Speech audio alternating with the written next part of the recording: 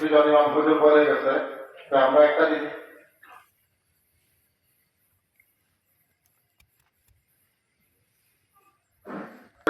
সেই ঘরে একটা ছেলে আছে, ছেলেটাকে আমি সামনে বলছি আসার জন্য। হয়তো ছেলেটা আমাদের এলাকায় থাকে না, তার মামার বাড়িতে থাকে।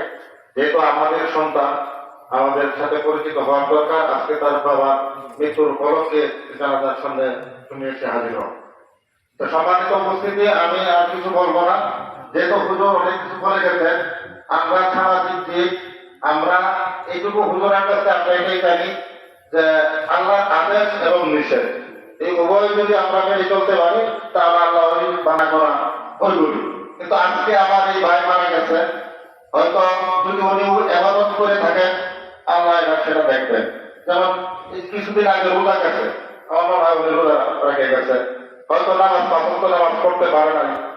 তার জন্য এই ভোগ আমাদেরই ভোগ করতে হবে। এরপরেও আমরা একজন সমাজের ভাই মারা গেছে, যেটা